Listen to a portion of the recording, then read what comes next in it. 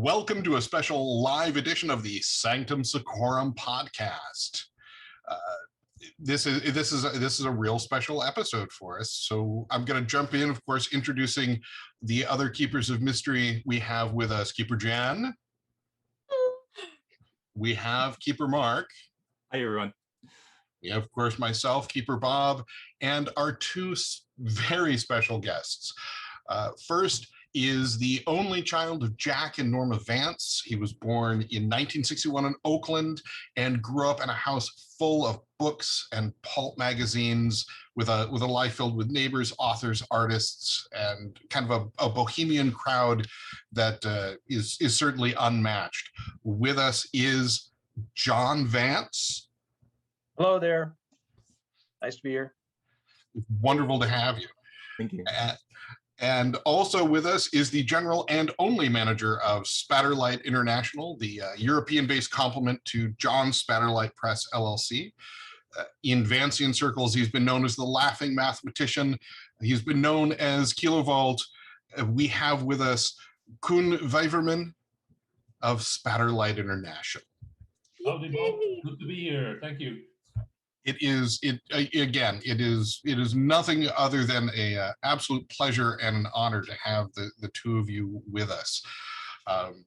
Obviously, with the Dying Earth Kickstarter going on, it's really brought in our particular gaming circles more attention to the Dying Earth and a brighter focus amongst our community on the works of Jack Vance in general. As a matter of fact, I'm getting ready to read The Great Prince.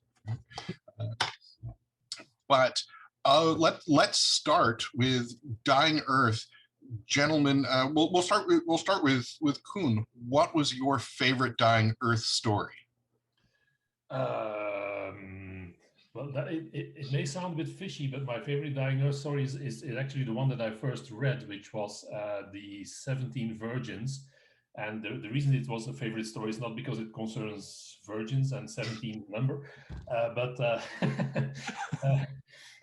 it was actually the first Google episode that I ever read, because it was published just like The Bag of Dreams. It was published way ahead of the second Google book, and in the Dutch language edition, which I read it in originally, it appeared first in an anthology with plenty of other authors and short stories in the fantasy area. And I totally loved it, especially the scene with the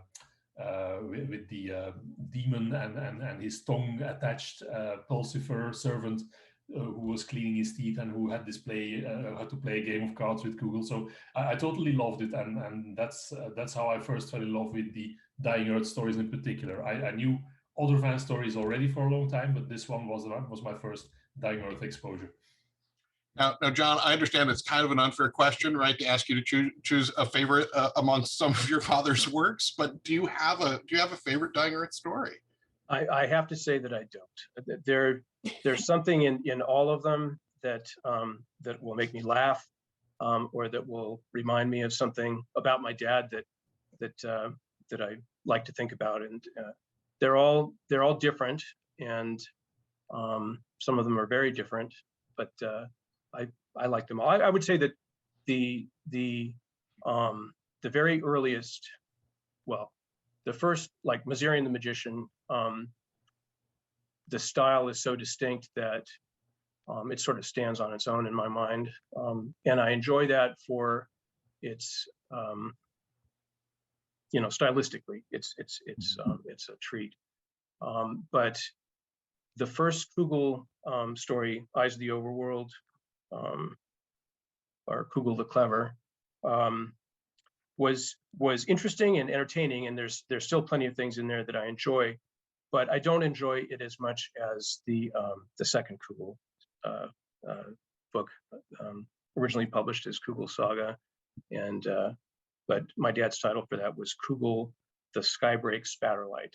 Mm-hmm. But Dad had grown up quite a bit, and his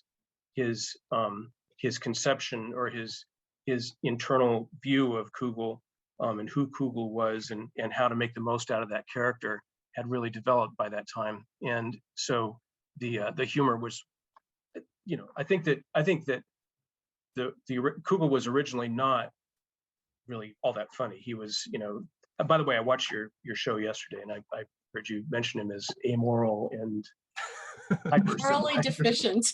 Morally deficient or something. Yeah. Well, I mean, that, the idea, I think, behind Kugel was that he was just, and by the way, I know that I'm taking this kind of off into different uncharted territories here, but Kugel, I don't think was ever meant to be a bad guy, but he certainly wasn't meant to be a good guy. He was just, a guy who was trying to get along without the benefits of, good looks or wealth. But he was resourceful. Let's just put it that way. Who was resourceful, and so he was very resourceful in the first book. But in the second book, Dad turned it into a lovely. He learned how to get Kugel, into funny scrapes where he would emerge with great amounts of wealth or privilege or of one sort or another, and then of course, just by some little twinge of fate, it loses it all, and that's the fun stuff. But anyway, so I like them all. Well, and that makes perfect sense, and that's also I think a really good way for people to look at Kugel in general, because he's certainly while he's not heroic, he's certainly not a villain. He is focused on number one. That's who he's looking out for, and while there is some kind of, I would say, moral ambiguity, he is not necessarily a bad guy for it. And that you mentioning how the stories, of course, any one of the stories might remind you of something of your past and your father. We've noticed that over the span of the Dying Earth stories, things certainly changed, and that sort of evolution of Kugel is a perfect example, and how your father made those connections and changes. Are there any other sort of specific growth moments in the writing of Dying Earth that really stand out to you that readers might want to actually look out for? Well, I think the big switch over, or the big change would come with the completion of the book that was originally entitled The Dying Earth, the collection of stories that was released.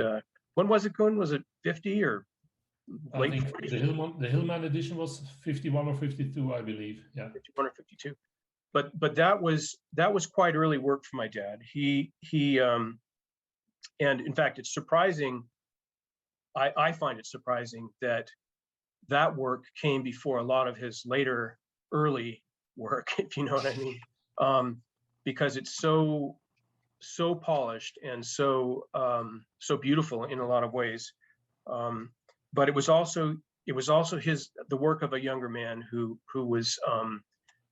It's not that he was trying to impress anybody, but he was definitely demonstrating and kind of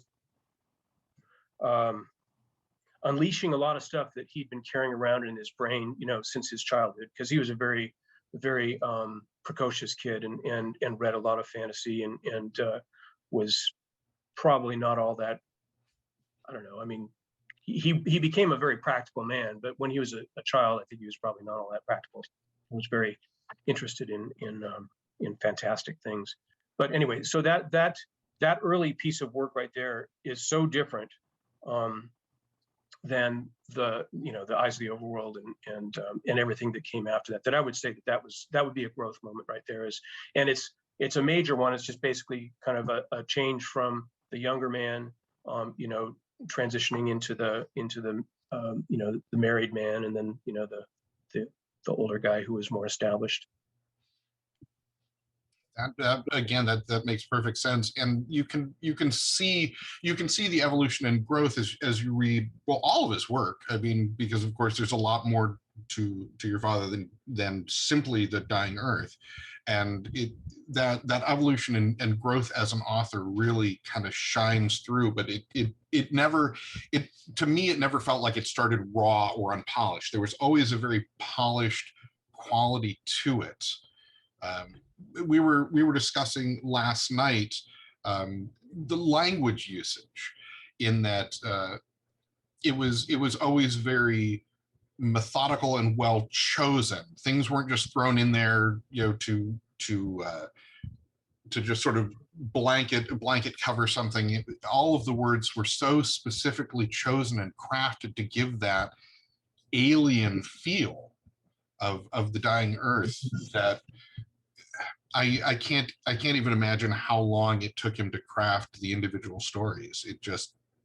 I can't wrap my head around it. And even though, I, through the Kickstarter and through Mark, I've been allowed to sort of play in the sandbox a little bit.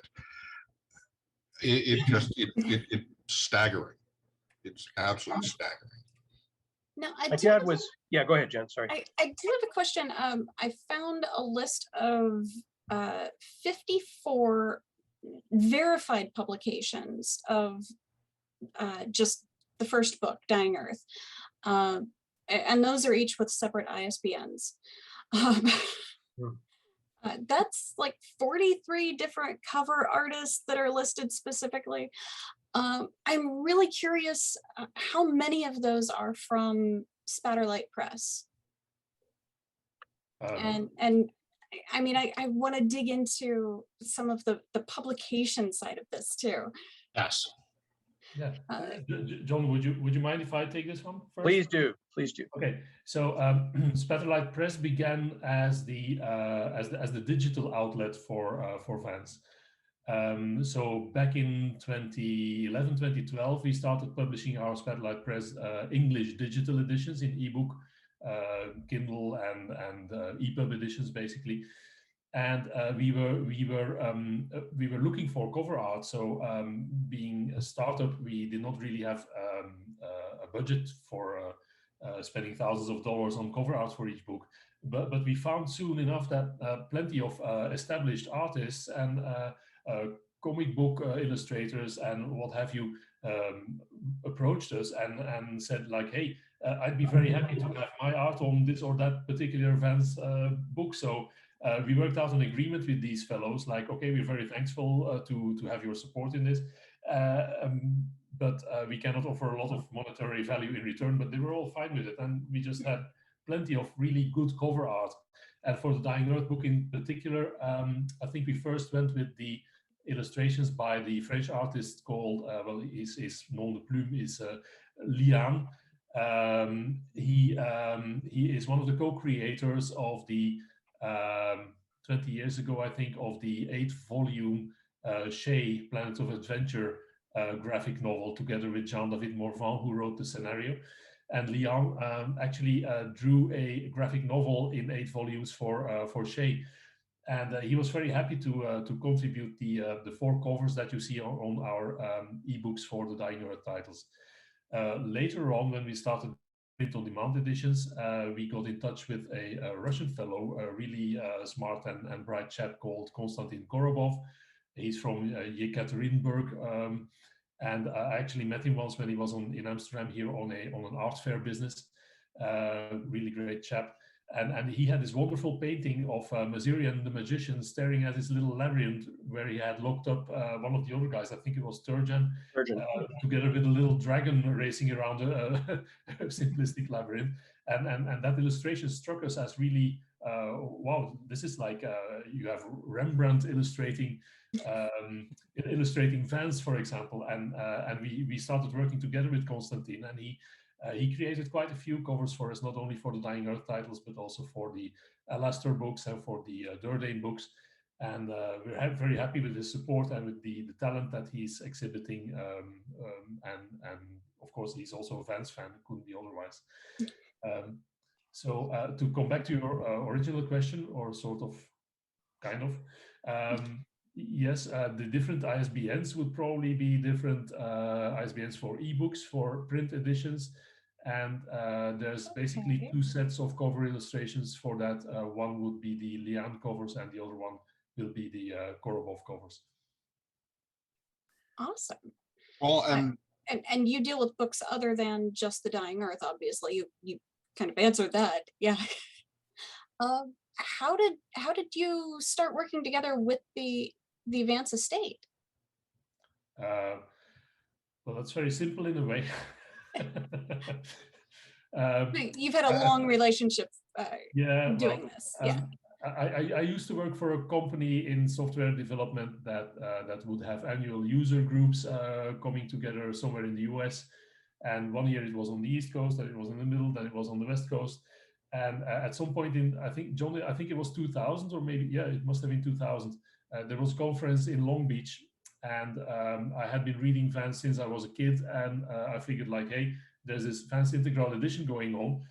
I'm just going to write a mail and see if I could pop over to say hi, bring a good bottle of wine, and see what happens. And so I got invited to the house in Oakland with John and Jack and Norma, and spent a really good evening there. Had dinner together, had a lot of fun.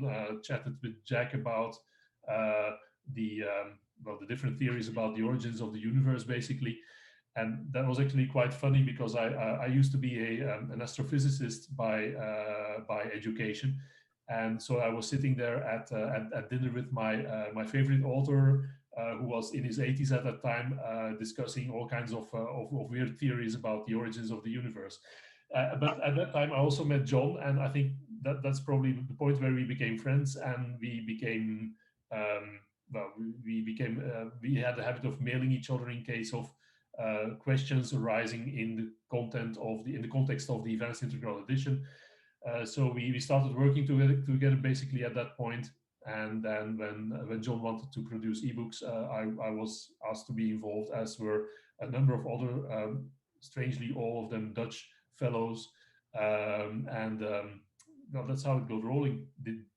Does that answer your question, or did you want something more specific in Well, and you mentioned the Vance Integral Edition, the VIE, which is, you know, as a bibliophile and just a lover of all things books, it's gobsmacking. It is jaw-dropping what a massive project that was to strip everything back to Jack Vance's original words, to undo all of the edits that may have crept in and all of the errors that may have crept in over the years. And that was, to my understanding, that was a massive community project, wasn't it, gentlemen?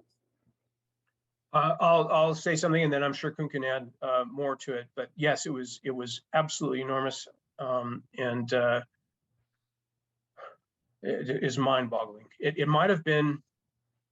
I mean, I don't know if there'd be any way to double check this, but it could have been one of the first crowdsourcing, endeavors that really ever took off. If maybe not the first, I don't know, but it all happened because of the internet and the I don't know, the spirit, if you will, of Paul Rhodes, who is a fan, very passionate guy, who just, I guess he had some spare time, and decided that my dad's work was going down the drain. It was becoming obscure. A lot of it was out of print.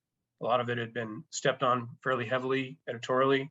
And so he just decided that he was going to do something about it. And so he started talking to people, and one thing led to another. And, there was a handful of people, then there was a couple of dozen, and then there wound up being, what, Koen, like 300 volunteers or something like that? It's probably been about 300 core volunteers who pulled off the whole project together. And Koen knows a lot more about the inner workings of the project and the management of it, and the processes and so on. I was kind of an observer. I did the bookkeeping and tried to stay out of the way mostly. Yeah, Koen, why don't you take it from there? Yeah, well, I totally agree with what John just said. Around the turn of the century, or the millennium, if you want, my searches for Jack Vance on the internet began throwing up something called Vance Integral Edition. And I read a bit about these things, and I figured that I don't know who these guys are, but they must be out of their minds. This is not possible. I mean, you cannot pull off an integral edition, a limited set of books of the entire Vance works with a bunch of volunteers over the internet. I mean, that must be like, what, 1.5 meters in shelf space? Impossible. So I sort of forgot about that. And a year later, I did my same set of searches again for some reason, and I stumbled on the Primordial VIE project website, and I noticed, like, damn, these guys have a business plan, and reading it, and it looks like somebody had been thinking about how this might work and how they could pull this off. And so, as is my wont, I basically stuck up my hand and said, I'm in.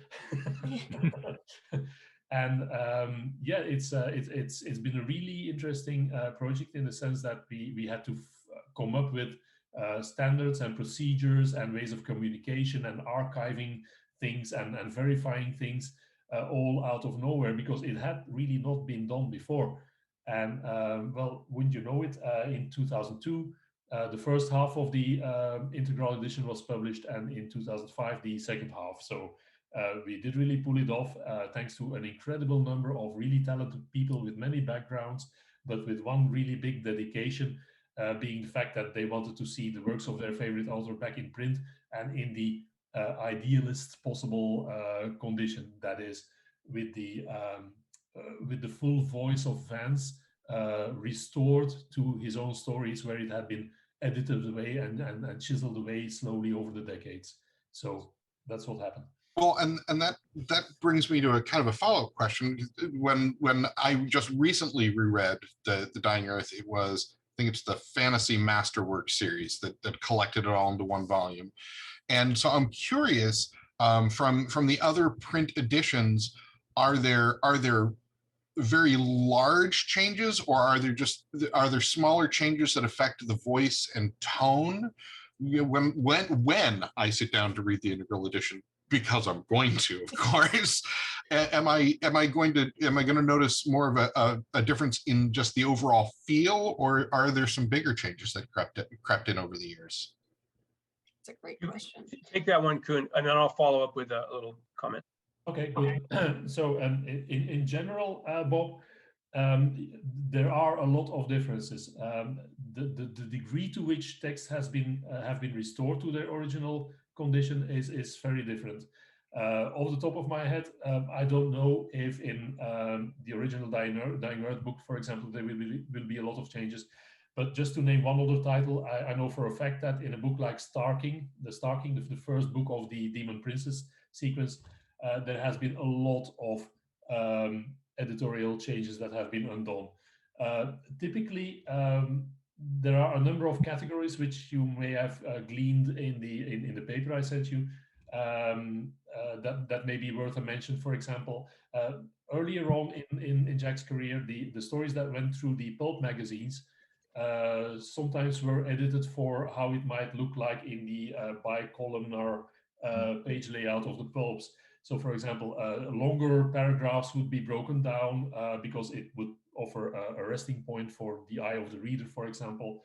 And another kind of editorial changes that we have encountered, I'm afraid, is basically, well, I can't call it anything nice. It's vocabulary dumbing down. Vance was always very to the point in choosing the exact right word for something, and even if that meant using Making it up. Well, yeah, making it up was one way Sometimes. of coping with it, but there's been a lot of made up words. But even for those that weren't, many people sometimes thought that they were made up because they were maybe less used words, or maybe archaic forms of existing words, etc. But Jack had this wonderful dictionary, John, which you probably still have somewhere around the house, that he got as a present from his uncle or his grandfather. It was his grandfather's. Yeah, it was his grandfather. So Jack made it a pride of his to always pick the right word. So in the early days, when he would sell a book or a story to a publisher, the publisher would then give it to an editor, who would then probably be paid by the word that they changed or whatever. And sometimes vocabulary was simply simplified by throwing out all these original and fanciful old words and inserting something plainer and more modern. And again, I'm not saying that you will see this in the Dying Earth books, because I can't remember, but that's something we definitely noticed and undid during the VIE project. I'll follow up with a comment about the VIE, which is that up to the time of that project, we didn't. I'll just make it real short. We didn't have any digital copies of my dad's stories, aside from some of the Leoness stories and Cadwall and so on. But it was really the VIE, because one of the outputs of the VIE was not simply the volumes that we have on the shelves over here, but was all the stories digitized and cleaned up, and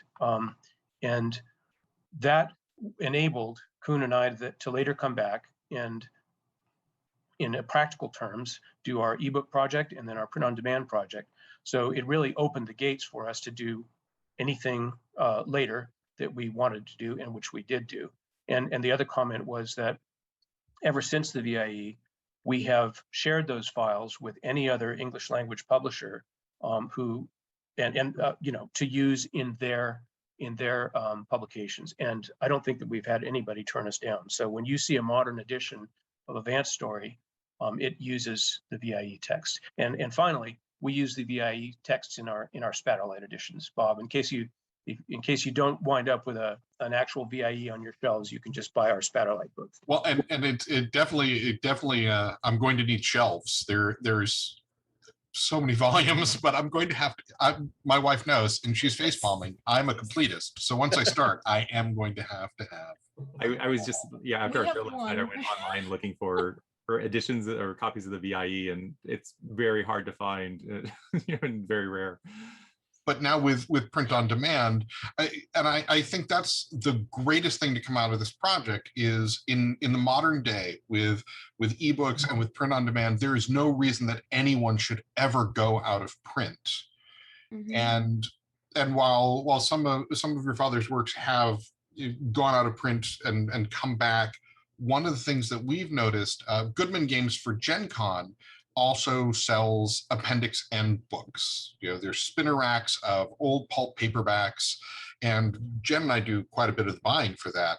And I've noticed the past couple of years, it is getting much harder to find your father's work in used bookstores because people are snapping them up and they're not letting them go, which is really nice to see. Because I'm kind of the same way with things that I love.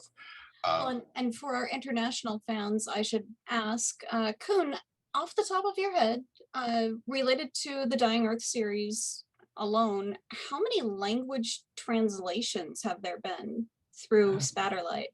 I remember that we discussed this before going live here, but I forgot to look it up. But my guess is that there will be at least 15 different language translations. And I'm just saying this because there will soon be more. There's going to be a world premiere, so to speak, in the next coming months. We just sold the rights for the Dying Earth books to two publishers, one located in Turkey. So this will be the first Turkish edition of the Dying Earth books ever. And there's even going to be an edition in Farsi. So a publisher in Tehran got the rights to publish it for the Iranian fans, whom I've been told are many and very interested in reading fantasy and science fiction, but there's not a lot to go by. So we're happy to be able to offer these guys some Vance to read. That must face its own sort of particular challenge in terms of translating an author who uses language, in a way, in English at least, and I'm kind of curious, of that experience and how that kind of project gets approached and what your experience is with working with translations. Yeah, well, it's something that we do in a rather hands-off way. Obviously, I mean, neither John nor I speak or read or write Farsi or Turkish or what have you. I can follow up with some of the international editions because I do speak a bit of French and a bit of Italian, a bit of Spanish, etc. But these languages are way out of our league, and just like we have a good friend of ours who takes care of the Russian translations, I do hope that these things end up in the right hands. And what I'm told by the publishers is that yes, they are giving them to people who actually know Vance's work and who love it, and who love to work on a project like that. Do either of you end up fielding a lot of questions from people doing translation?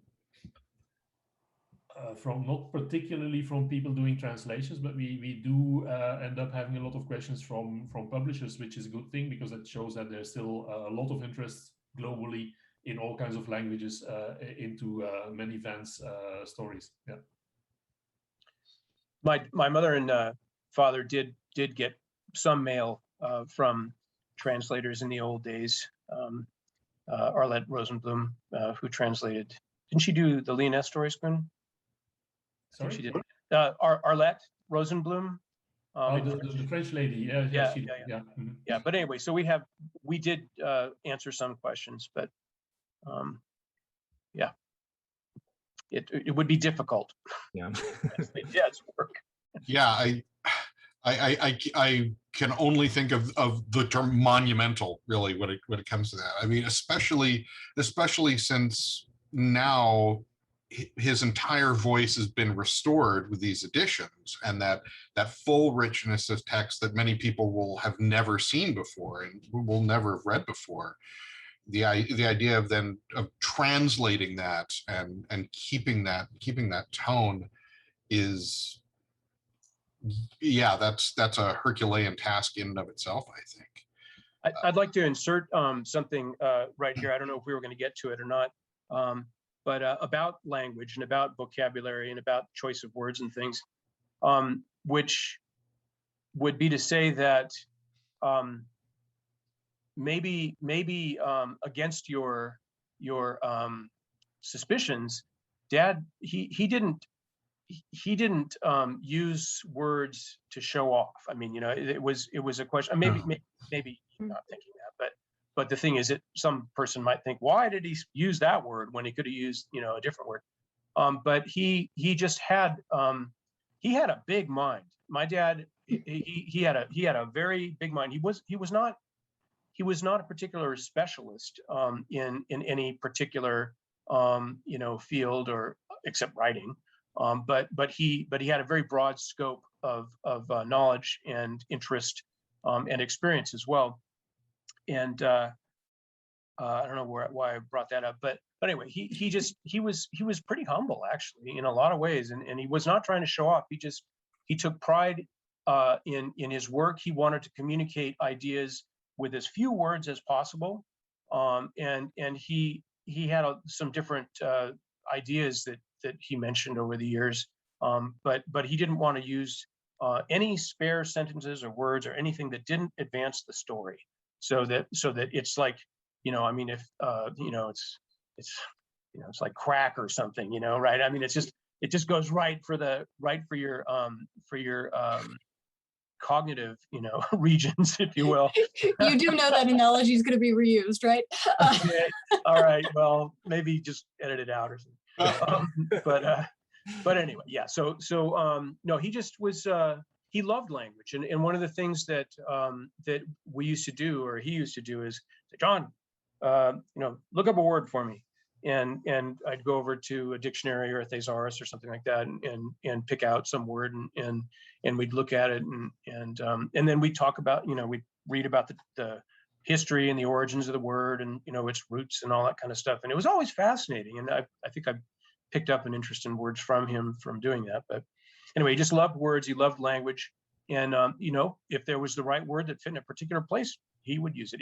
If it went with the sort of the flow of the sentences and the paragraphs, and he was very artistic in the way he approached.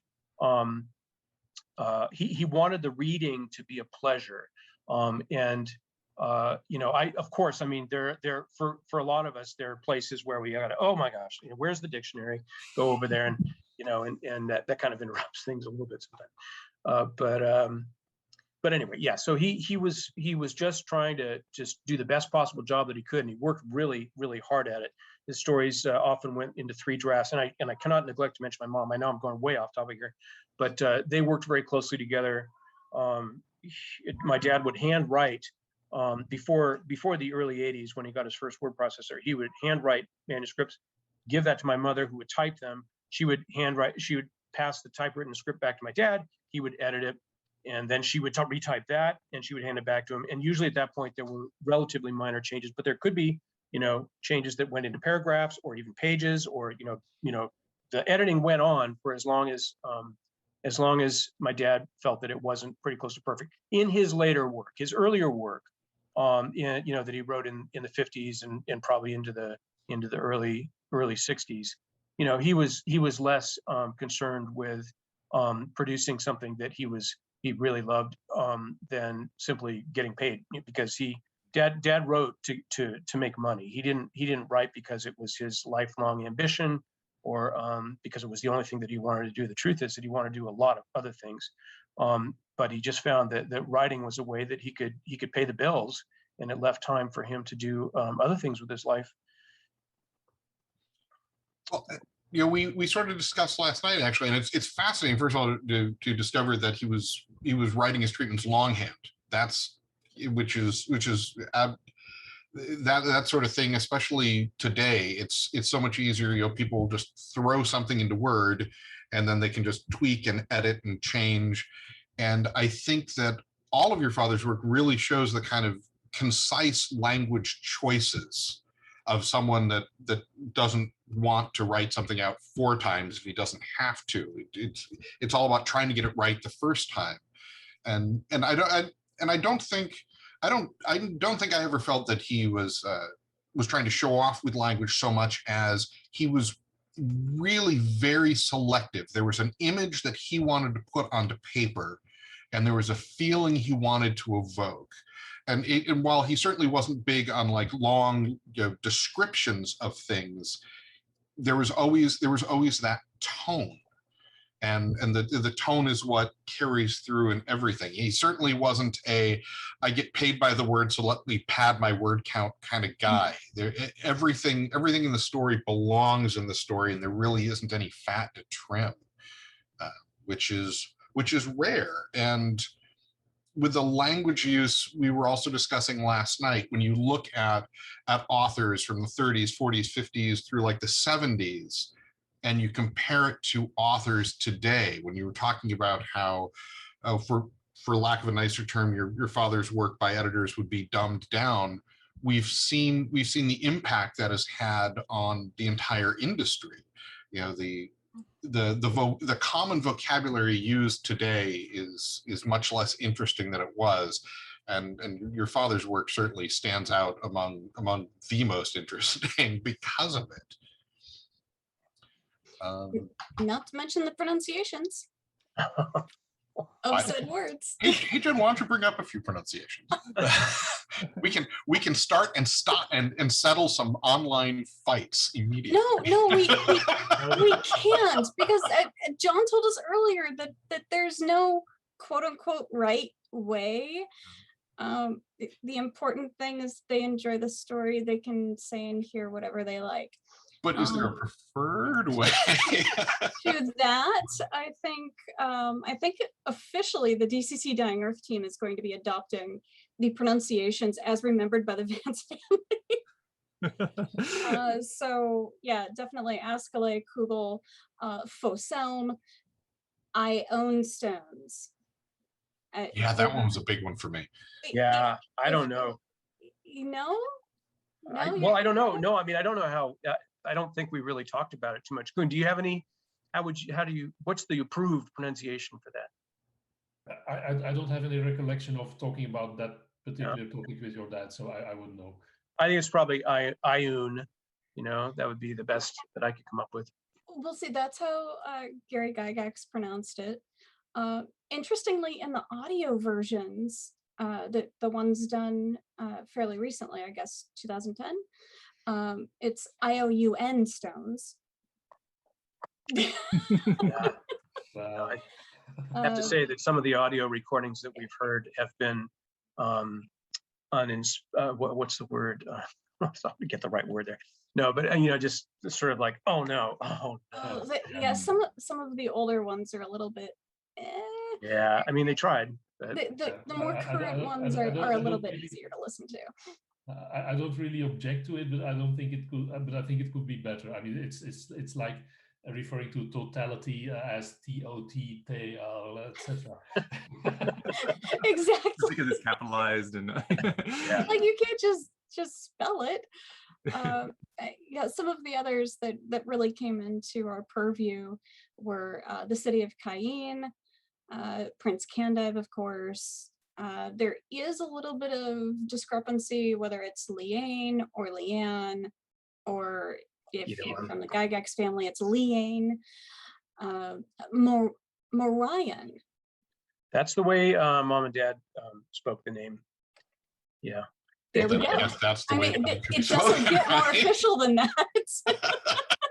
One thing about all these is that this was another one of the little things that I picked up just, you know, just listening to the conversation around here, was that Dad was not interested in anything too cute. You know, I mean, he just, when he wrote names, he didn't want to make them tricky or hard, or in fact, he would have been not interested in a conversation about how to pronounce his names, you know, because truly it really didn't matter. I mean, they meant something to him, but he knew darn well that the names would mean exactly what they meant. That they would mean exactly what they should mean to the reader. And so he wrote to be read, and his idea was to get out of the way of the whole process of, he wanted to tell a story, but he didn't want to personally be there in the background, like pulling rabbits out of hats, and you know, with language and things like that. So anyway, but however people want to pronounce these things, John, I may be taking this a step too far, but in my recollection, he was more concerned with the way things looked on paper than how you would pronounce them out loud. The way he would construct certain or prefer certain words over certain others was to do with the color of a word in terms of what kinds of vowels are appearing in which places, etc. And we do see that in the files that we recovered from some of the old hard drives. There are actually lists of proper names, lists of potential names for characters and for places that perhaps he just typed them in as he thought of them and figured, like, hey, maybe this will come in handy at some point. And you see a lot of very colorful words there, and some of them have actually been used in the stories, but others have not. Yep. Will I'm sure that's be true. Released? Sorry?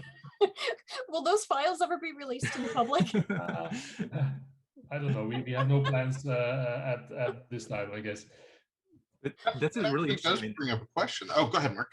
Well, because a lot of what we're bringing to this project, and especially to the community that surrounds, like, the role-playing game community, that audio sort of version of Vance is something that it's really fascinating to hear that he wasn't particularly interested in that, or even stepping out of the way, and that unlike a lot of authors who may try to get their stories in a readable, to be read out loud, right? So that being a kind of a core motivation. But when we get together around with players of the game or players of role-playing games, a lot of that is communicated verbally, and we're not so much sharing the written word. And so that's fascinating, just to kind of know that background, and also just guidance that we can give as people playing this game. It's like, it's however you want to play with this, but there's still that process that they have to go through to say, okay, how do I pronounce this? Getting into my group of people who may not know Vance. I hear the question there, but I'm not an RPG player myself, so I cannot speak out from a position of authority here. But my advice to you and to your players would be not to focus too much on individual words, but try to get into the spirit of the characters, try to get into the wit of the dialogue. And Jen, you asked me at the very start what my favorite Dying Earth story was. And maybe I have to change it already. I think Bag of Dreams is my favorite, if only for the hilarious dialogue that's in there. Like, John, was it Google who said at some point that I would offer some congratulations were it not for this tentacle gripping my leg? Yeah, exactly. Like, I could be of more use if not for this tentacle wrapped around my leg. Exactly. So try to get into the character and the spirit of it all, rather than focusing on these individual words. I mean, they add to the colorfulness of the whole adventure, of course, but it's only a part of it. That's great. That's fair. That's fair. As the editor for the project, I'm much more fixated on the correct spelling of a lot of these terms, especially the ones that are new to us. But speaking of, we have a little thing here. We've got Vancian versus Vancian with IAN. You know, that doesn't play out well audibly, so you might need to describe the difference. I'm getting there. I can't type as fast as I think. So a lot of gamers know the term Vancian magic based on things like the Ion Stones and a lot of the memorized magic and tricks of that nature. And we all know it as the one ending in IAN. But recently I came across the term ending in EAN. So Koen, could you settle that one for me? Well, I will not settle it, but I will give you my own private interpretation of it. In the days of the Vance Integral edition, people were spending inordinate amounts of time and energy and mental processes on for example, on the placement of a single comma in one of the books, or for it that happens. matter, or for that matter, for the non-existence of such a comma. In fact, at some point there was even the notion of a Vancian uncomma being proposed to indicate a comma that was not there because Vance decided not to use it, but that most other people would actually have used it in such a place, etc. So that kind of level of detail, people were thinking about all these matters, and it was an ongoing debate in the VIE days whether Vancian should be spelled with an I or with an E. And I don't know if anyone took offense at me for it at the time, but at some point I decided to sort of hack the Gordian knot and propose that we should use Vancian with an I when using it as an adjective, like for example in the terminology of a Vancian spell or a Vancian repast, which I had before joining a meeting here tonight. And that we should use the word Vancian with an E spelling to refer to a person, like for example to a fellow Vancian, someone else who likes fan stories, etc. But that's strictly my own interpretation at this point, and I'm sure most of the other guys who were involved would disagree and have lots of arguments against or for it. Nice to know that it's not just the gaming community that gets into loud online screaming matches about the proper pronunciation or placement of comments. It really is like the Sherlockian societies. I love it. Now, we've had a couple questions from viewers. Hector Phonic wanted to know, John, was there any particular inspirations that your father drew on when writing Dying Earth? Was there any sort of precursor things that started that off for him? Well, I think that he was inspired by the authors that he had read as a young man and as a child. Koen, the authors, you'll recall them better than I. But the answer to the question is he was just inspired by authors that he had read when he was a child. But I don't think that there was anything very personal about a lot of the stories, except just to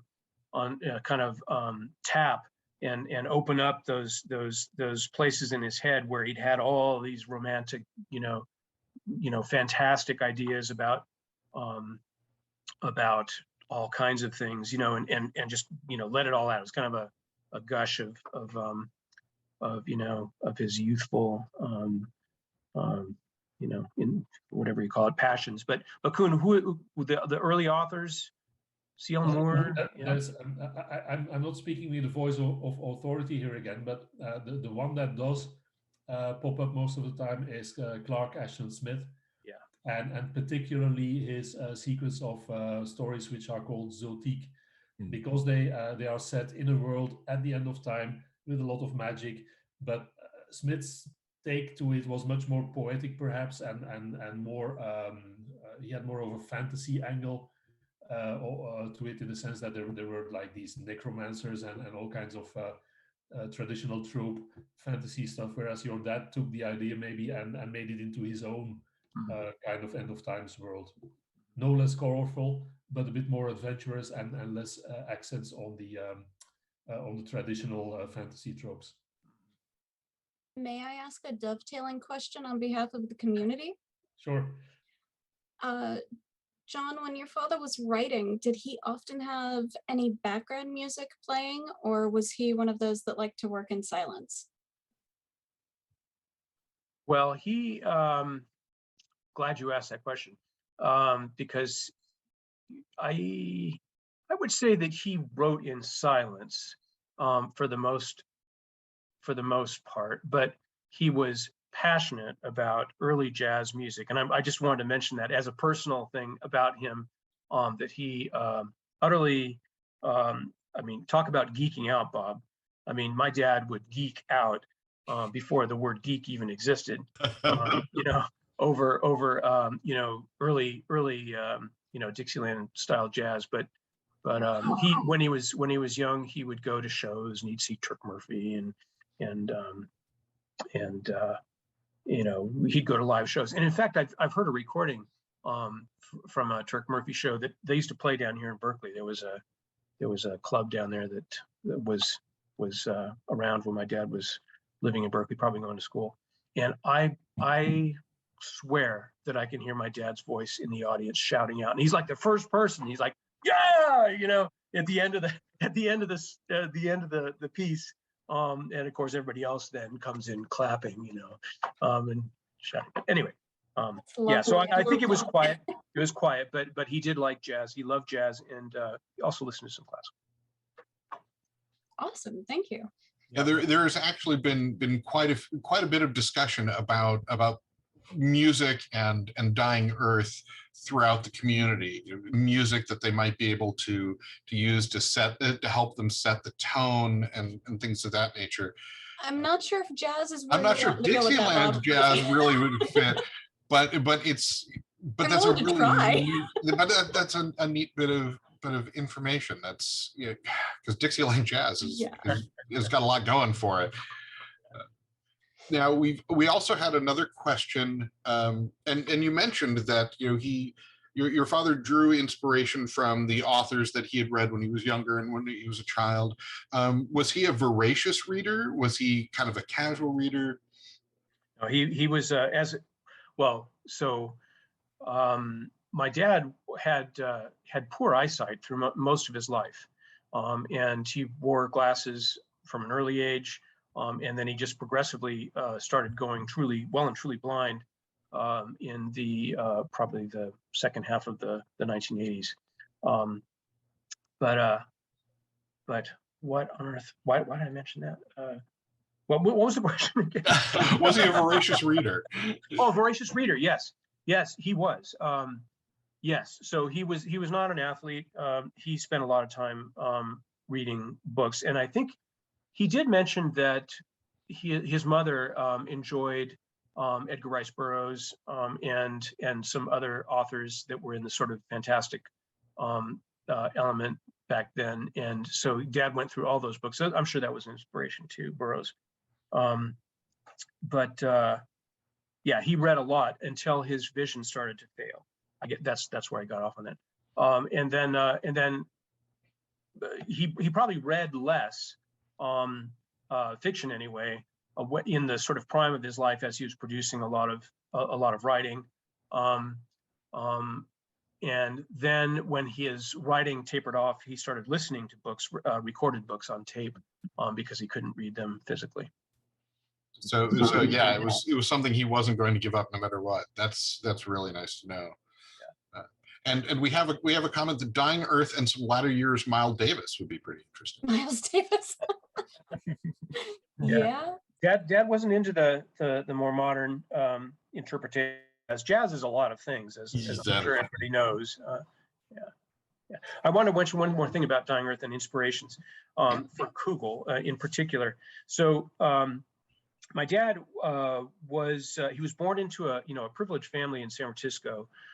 His mother was a socialite, and her father was a very well-established attorney over there. But at a fairly early age, there's some, the family kind of broke apart, and my dad and his younger brother and his younger sister, my dad was the middle child, he had two older brothers, moved out to a ranch in Oakley, a little piece of property out on the in the Delta, the Sacramento River Delta out there, with his mother, because his father had left. They divorced, actually, which was pretty unusual back for those days. Mhm.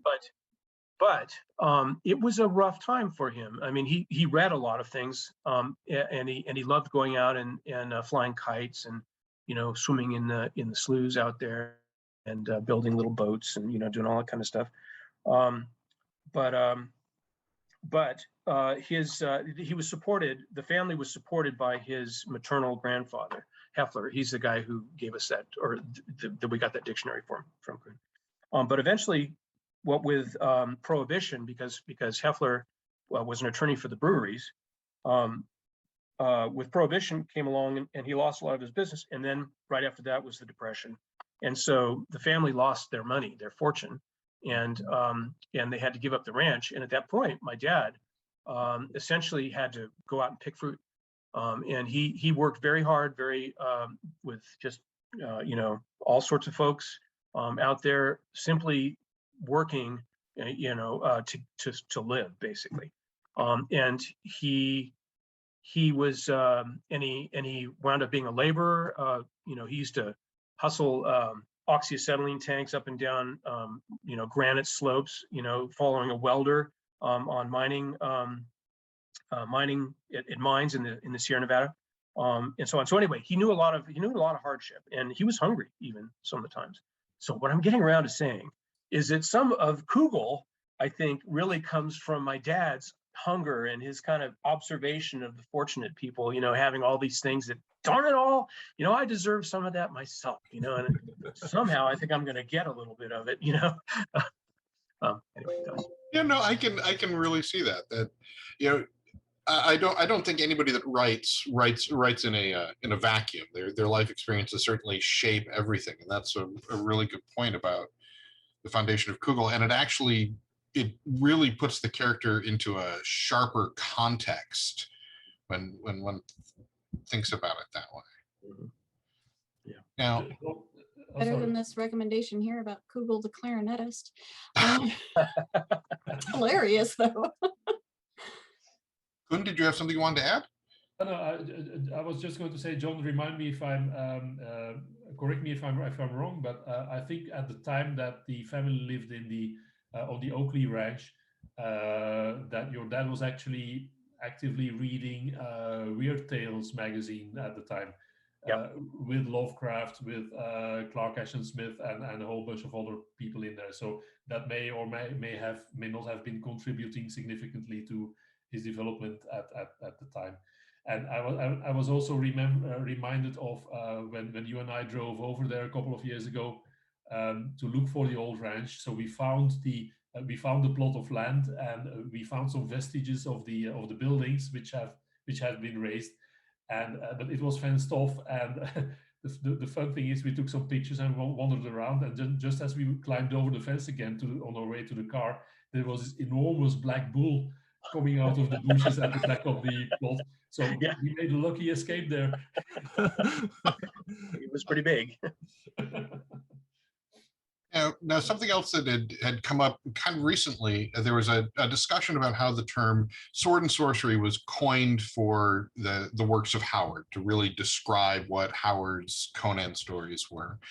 And I can't help but notice that Dying Earth is actually a subgenre of science fantasy and science fiction, which is something that I was wholly unaware of. And while some authors are mentioned as precursors, like Clark Ashton Smith or even Byron and Shelley, the subgenre really does kind of kick off with your father's work. And I was curious. I don't know when that term was coined, when that genre began. I was wondering if you had any kind of feedback or thoughts on it. No, I'm afraid I don't. With just the comment that and this could partially explain why Dad was never a great commercial success, but he never really I don't know, he didn't see himself as part of a movement or a you know, or a type or a no. Anyway, the answer to the question is no. I don't know. I don't know the answer. I don't think we never really discussed it around here. I don't think he would have ever called it that. He probably would have, I don't know. He always wanted to be considered on his own terms. It's like, you know, I'm not a science fiction writer. I'm not a, I mean, I think that was fantasy. He had to acknowledge that it was fantasy. But later on, he just wanted to be considered like a speculative anthropologist or something. Well, a speculative anthropologist. Did you have any interest in your dad's work as a child while he was writing it? I read some of my dad's stories. I'm sure I read the you know, the Demon Princess at an early age. I was, you know, the house was full of all these books and old pulps, you know, with these fascinating covers, you know, all these machines and spacemen, you know, dashing spacemen and lovely ladies, and so I mean, it was all interesting, but I didn't really come to really know the breadth of my dad's work until I was in my 20s, and started kind of going through all of the stories, and I didn't even read his mysteries until, and by the way, he wrote murder mysteries too, which are pretty good, until sometime after that. They kind of came last. But it was when I read his murder mysteries that I realized, wow, you know, he really is something, you know, because he could switch gears and do all this kind of different work, and very convincingly. People should, you know, if they don't want to deal with the dying earth sometime, they just want something light to read, they should go and try one of his murder mysteries, like Fox Valley Murders or Pleasant Grove Murders. If I recall, didn't he win an Edgar Award for like best first mystery? Yeah. There's Koen, Koen nodding. You'll know the answer to that more accurately than I will. Koen? Take it away, Sorry? Koen. Oh yeah. That's a yes. Yeah, but his awards. Yes, he did win the Edgar for best first story, but I forgot which one. was it Man in the Cage? I think. Yeah, that's it. Yes, Yeah, exactly. Yeah. Which is not one of the best ones, actually, but it's still pretty good. Yeah, and actually, many of the mysteries actually relate back to some of your dad's extensive travels all over the planet, of course. Yeah. There's Man in the Cage, which has a setting in the northwestern Sahara in Morocco, where your dad and Norma traveled for a while. 1952. Yeah, there's the Deadly Isles in the South Pacific. There's Strange People. Yeah. In Positano, yeah. on the Amalfi Coast in Italy. I mean, there's a lot of places that occur a decade later, perhaps, but still with lots of detail and lots of poignant description in the mysteries, which may be an indication that also these travels have inspired him to a lot of things that happen in the science fiction and the fantasy stories, but they are the most clearly present in the mysteries. Yep. Now, I had also read that he wrote 3 stories under Ellery Queen, and I was curious if there were any. You know, it doesn't sound like he would have, but were there any other pen names that were ever used that we should be keeping an eye out for? I think nothing that has not later been released under you know, Jack Vance. By the way, he wrote his murder mysteries as John Holbrook Vance. Yeah, but there were some pen names. I think early on he published as John Van C, S-E-E, you know, John Van C. Peter Held. Oh yeah, Peter Held. Yeah, there were 2 or 3, but they have all been reincorporated in their original form in the Spatterlight Press editions. And the only one that is not published by Spatterlight Press is actually the Ellery Queen contributions for well, technical reasons, legal reasons, whatever you want to call it. Yeah. But that certainly, as a collector, gives me an idea of other things to keep a lookout for when I'm scanning the bookshelves in used bookstores. I'm afraid to say that everything that's in the Spatterlight Press signature series, that's all there is. plus these 3 Ellery Queen novels. There But- haven't been any unpublished things that you've dug up in the old Yeah, well, garage, John? there are some things that exist, but that may or may not see the light of day at some point. Without going into too much detail, there's actually a surprising lot of poetry. There is, and there are travel journals.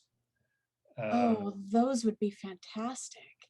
Yeah. We are working on them. We don't have a definite plan yet, but they would need a lot of editing, because they would also contain a lot of things that are, well, basically not interesting for a reader. I mean, there are interesting episodes there, like anecdotes from all over the planet, but we need to edit those before we can decide what to do with it. Are those still in the sort of the family's personal possession, or they've been donated to one of the, like, I know there's a Vance archive at Boston University, is that correct? Yes, and I'm glad you asked the question, because it was one of the things that I wanted to talk about and then forgot.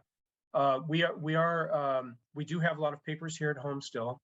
There's a lot of there are some significant manuscripts back at the Boston University, and then I think Paul Allen has a bunch of stuff up his estate has a bunch of stuff up in Seattle. I asked them for a list of what they had, and they wouldn't tell me. They're like, well, that's not information we can give out. And I thought that's nonsense. That's BS. But anyway, yeah, but we have a lot of stuff here at home. And then there's a lot of little bits and pieces of Dad's manuscripts and so on, just floating around in the collector community. Surprising amounts of stuff, actually. You know, we hear every now and then about somebody having a manuscript for, one of the Demon Prince stories, the second draft or whatever. But we do have a lot of things here still, and we are. I'm working with a young man named Billy Cryer, who is an archivist who periodically comes out and spends some time here, going through the files and putting things into acid-free folders, and we're trying to figure out what to do with photographs now. But my goal really is to not have to take care of all these boxes of paper. I think the stuff is precious, and I would never ever let it be not taken care of. But what I'd really like to do is have somebody else take care of it, so I don't have to take care of it. But I still want to be able to look at it. So the goal really is to scan all this stuff, and then have a gigantic scan archive of all of my dad's papers. And so it's a project that's going on. I've tried to stir up more interest in Boston, Mark. Out there trying to get people to say yes, we'll take care of the rest of those things. But Dad is just not in vogue. He's not fashionable. And the world's a crazy place, and they've got other priorities maybe. So far they're not coming back to us for that. That's hard to believe. Yeah. Well, and it's glad that there is this effort that in the long term that would be something that gives access to to future authors or researchers, and hopefully it's someday they'll see archival preservation of it. So, well, our offer, if there's any curators out there who are listening, our offer was to install our hard copy in their collection, and then also give them a copy ultimately of the big digital archive that encompasses everything. And in fact, that was the pitch I made to Boston, which was, if you will allow us to come out and scan those things in your archive, then we will donate the rest of our hard copy to you, and we will give you a copy of all the scans of both. And I thought that was pretty irresistible. Yeah. But yeah.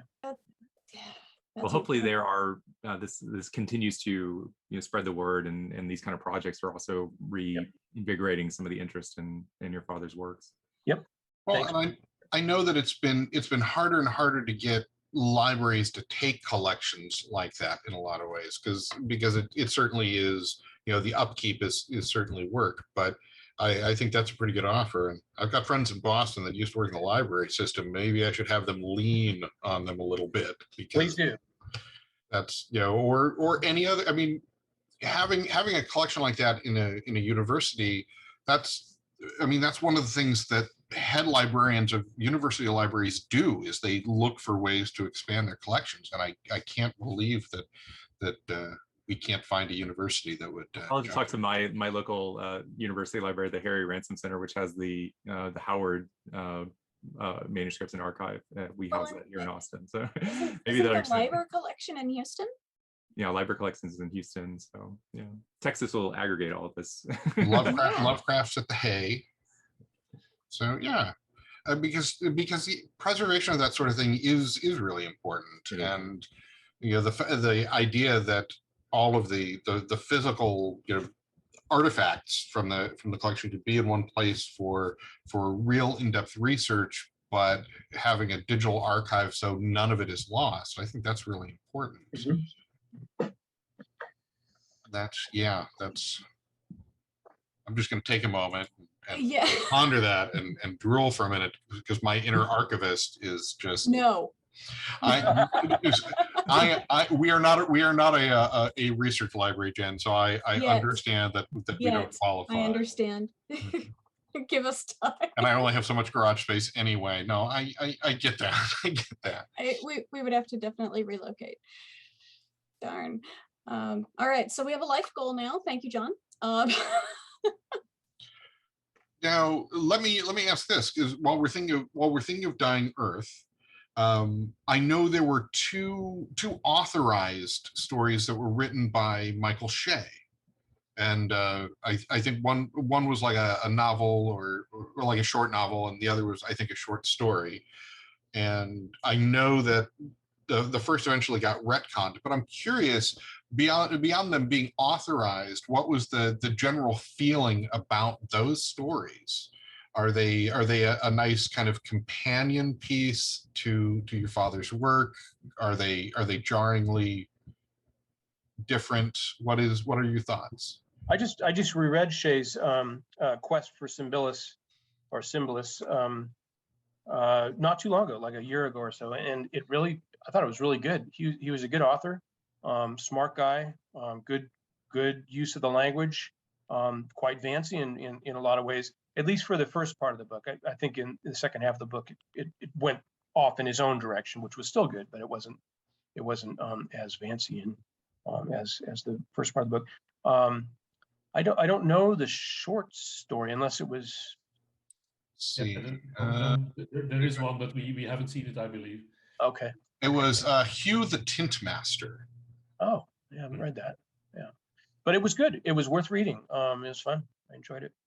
Yeah, I have to say that when I first read Quest for Symbiosis, it didn't really trigger with me because it was my first Michael Shea that I read, and I was expecting, as it was announced on the cover, to be a Dying Earth sequel and the next Google book, which it is not. After that, I read a lot of other Michael Shea books. His Nif the Lean books are fabulous, and as you say, John, he's also a master of language, and I really love those. And when I recently reread Quest for Symbiosis, when we have published it ourselves on Spatterlight Press, I enjoyed it a lot more, because I was not reading it as a Google the Clever sequel, but as a Michael Shea book. He took the idea and he went his own way with it, and it's much darker. It's much more about demons and stuff, which is typical Shea, than it is Vance, but it's really good. Now, that brings me to the Songs of the Dying Earth collection. Is there any possibility of getting that into the Spatterlight purview, or no, because there's so many different publication houses involved? I don't really know the answer. We've talked about that, Koen, but it's it might be a little complicated. Yeah, it would be very complicated because there's dozens of authors and their estates involved, and I really admire George Martin and Gardner Dozois for pulling it off at the time, but I don't think we want to be doing that.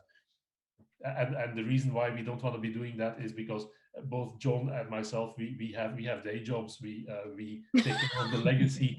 We take care of the legacy of Jack Vance as good as we may, but there are limits, and doing something like that is is an order of magnitude larger than, for example, republishing a Michael Shea novel. Mm-hmm. I'm we'll curious. keep it in the category of homage then. I'm curious if even beyond the purview of Spatterlight, has there ever been discussion of a second book of that sort? I kind of feel as though well, I mean, I think there was a moment when Dad was just, candidly nearing the end of his life, when it was the right time for people to come out and do the homage. But I don't think, I think they've all moved on. We've they did it. It's done. It's in the past. I don't think they're going to do it again. Understand. Yeah. I don't know,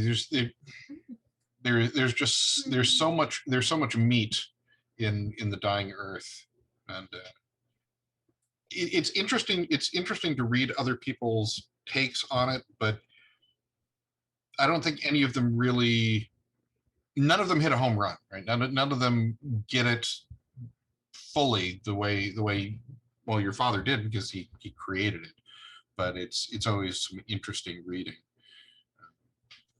And think about reading and editions. Jen, why don't you talk about maps? I was actually hoping to forget about that one.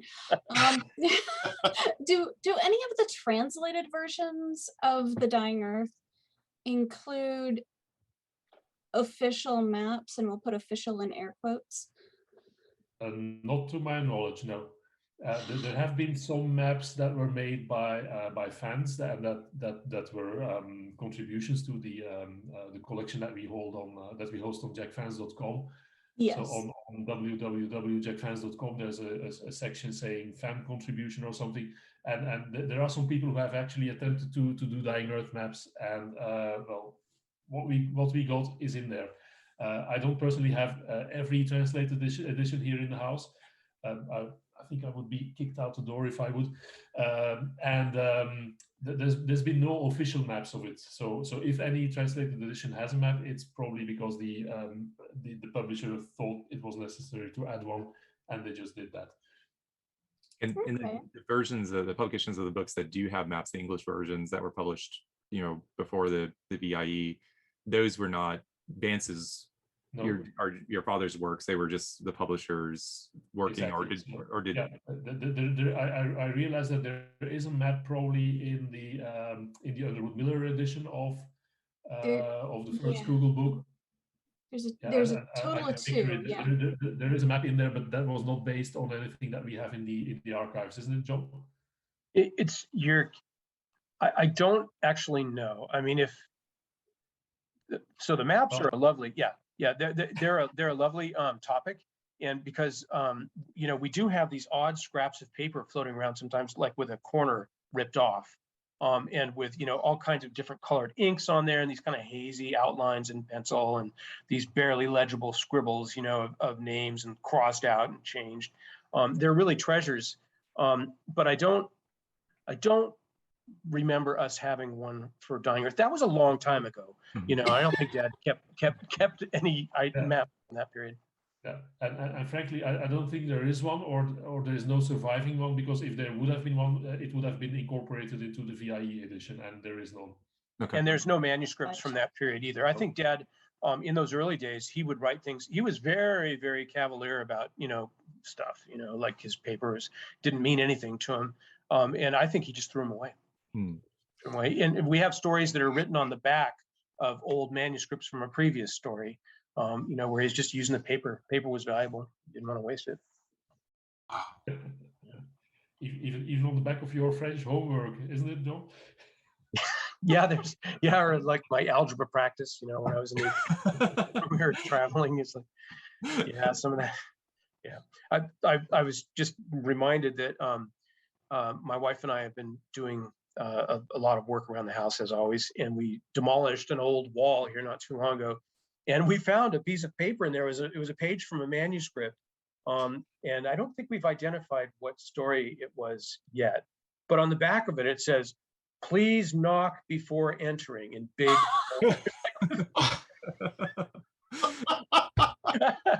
Oh, that's beautiful. Yeah. We have pre-party, preparation, or maybe, delivery men or something. Who knows? I don't know. Well, your parents did do quite a bit of entertaining, didn't they?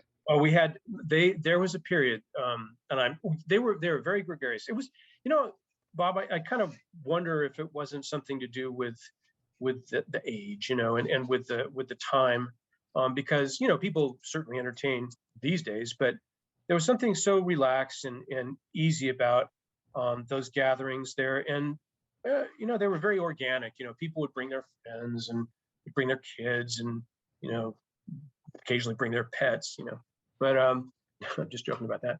But yes, they knew quite a few folks. They knew the local writer community. They were friends, with the Herberts and with the Andersons, the big names around here, Silverberg.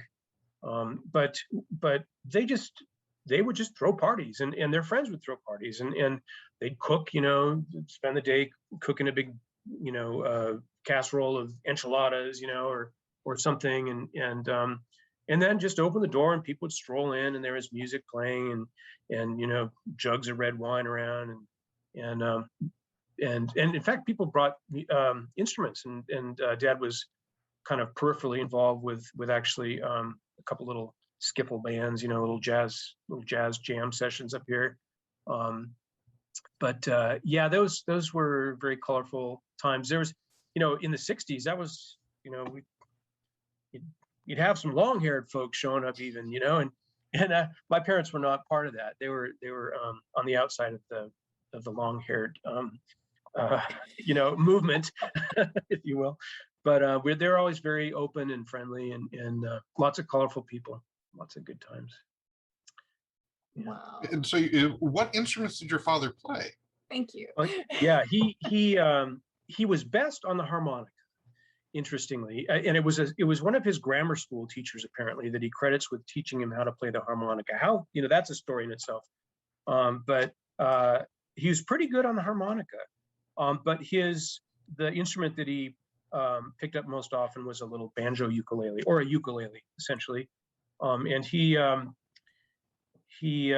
that probably started in the the early 70s or something like that he started taking an interest in that, and he wrote down his little cheat books, or whatever, a little full of chords and things like that, and he'd accompany himself with a kazoo, and he'd get a coat hanger and bend himself a little kazoo holder that was on the neck of his banjo, and he was really serious about this. I mean, he belt those old Minnie the Mermaid and 5'2", Eyes of Blue. He'd belt those things out with gusto, and then he'd take a break and he'd reach over and grab the kazoo, and it was he would do that without any without restraint, and so kind of probably made friends and lost friends, kind of equal measure. I'm just joking. That's but he played like ukulele, kazoo, and like harmonica. Those were his instruments. And the jug. I'm not sure if you guys are aware that the jug is a good yeah. Yeah. Now, if someone's asking about something that I know absolutely nothing about. They're curious about the lone movie made to date from a Vance book, Bad Ronald. Oh yeah. They wanted to know if he was involved with the production, if he was excited about it, indifferent. I think he was excited about putting the check in the bank, which wouldn't have been too much by today's standards, but it was good. No, he had no involvement. They didn't ask any questions that I know. It's a pretty good story. It's a scary one, and in fact, well, the thing is that I think Universal now. Well, it was originally Lorimar, I think, that owned that bought the picture and produced it was a movie for television, by the way, not for the big screen. And I've actually seen it. You can dig it out. I think if you go to YouTube or something, you can find a copy of it. But it's the TV movie was pretty good, but they denatured it quite a bit. The book itself is a little bit harder hitting. real creepy. It's about a guy who he's kind of a creepy guy, but he accidentally leads to the death of this young girl, and his mother is hyperprotective, single mom. She knows that the police are coming, so she finds a place under the stairs where she builds a little place and secretes him away and says that he ran away, don't know where he left, don't know where he is. But then she gets sick and she dies, and another family moves in with, anyway, it's interesting story. It's interesting thing of artifacts. Someone, Claliford is on our viewers is very excited because he wasn't aware that Bad Ronald was a Vance story, but he has a 16mm print of the movie. Really? Wow. Yes. Huh. And he implies that it was maybe made for TV, but he saw it in the theater, and that it's out on DVD. And yes, he says, I do. I've got it on 16mm. It is, and actually, it was made for TV. It's out on DVD, and 2 or 3 years back, it was re-released in a slightly cleaned up Blu-ray edition, so it's available in rather good quality. That's the first movie adaptation. There was a second one in the 80s or early 90s, I believe, by a French production company, which I have never seen, but it seems to exist. So it's the only Vance book that there's been 2 movie adaptations of. Really? There was one other story too, just on this vein here. There was a Man in the Cage. It was Karloff. Oh yeah. Yeah. What was that show called? It was a serial thing. Was it Thriller? Thriller, yeah. There was a Thriller episode. Yeah. Mm-hmm. I was not aware of that. And actually, Claliford has even clarified that he works with the American Genre Film Association, and they have a 35mm print of it. Really? Cool. Yeah, it's in the vault at the Alamo Drafthouse South, Lamar in Austin. See, more stuff is ending up collected in Texas. We just need to start hitting the Texas University libraries. That's but I did not know there was a Thriller episode, and it makes me wonder if that episode still exists. I know a lot of Thriller episodes vanished over the years, just like old television. It's on YouTube. Is it? Okay, so it does still exist. Yeah. It's a little underwhelming. It's not. It's pretty solid. Thriller kind of was overall a lot of times. So they adapted some great stuff. Sometimes it was good, sometimes it wasn't. But Boris Karloff got a paycheck, so that wasn't bad. Getting back to kind of just the overall passion involved with collecting your father's works and restoring your father's works. Koen told me something that absolutely fascinated me, and I think that a number of our listeners might also be interested, that there was a font created for one of the sets of editions, and a lot of work went into that font. And I would ask that Koen indulge me a little bit and tell our viewers a little bit more about that. Yeah, well, it's something that was mentioned briefly before. I think maybe John, you just mentioned that at the beginning of this chat. So when the Vance Integral edition kicked off, it was under the inspiring leadership of our editor-in-chief, Paul Rhodes. Paul Rhodes is an American artist who lives in France. He paints, he sculpts, he composes music for. I've heard some cello quartets single. Cello solo works from his hand. He mainly paints and sculpts, actually, and he has a passion for Vance, and he believes that Vance is one of the most underrated literary authors of the entire planet. So Paul was the driving force behind the creative part of the VIE and also the managerial part. And Paul had this vision of publishing the entire works of Vance in an edition that would look like classic literature. For example, if you look at the volumes of the shelf, it might look like a 19th century deluxe edition of the complete works of I was going to say Tolstoy, but I don't know if he lived back then. Anyway, so it was supposed to look classic and classy and easily readable. And Paul took care of all the visual aspects of the design of the set of the books, and also of the font. Paul invested a lot of time in in investigating classical typefaces from the Middle Ages until now. And from all these classical typefaces, he distilled one that we actually started calling Amiante, after one of the characters in the novel Enfirio by Vance. And Amiante was designed by Paul Rhodes, by our editor-in-chief and resident artist, to be the font that would allow you to read Vance in the most easy way. So it would not have any features that were jarring, that would distract from the reading, so to speak. So when Paul was designing this font, he had to know at some point which special characters were appearing, like which diacritics were appearing, which oddballs were appearing, and other than just waiting for the books to be set in our composition tools in Quark Express or in InDesign, and have a question from one of the composers like, hey, we're missing this or that bit here, can you just design this up front? That's how I got involved, because I was a programmer in those days, and I figured I could just take all the existing texts and extract that information from it and feed it back to Paul Rhodes so that he could design his font and it would be complete and nothing would be missing. So just to clarify for our viewers and listeners, you wrote a piece of software that went through the collected works of Jack Vance and determined exactly which characters were used, what was used in italics, bold, Yep. and that almost seems like Vancian magic in and of itself.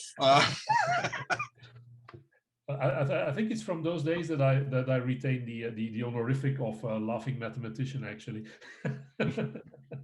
Bob, I want to add that that in terms of passion and willingness to express opinions, there's nothing like the crowd who is obsessed with fonts.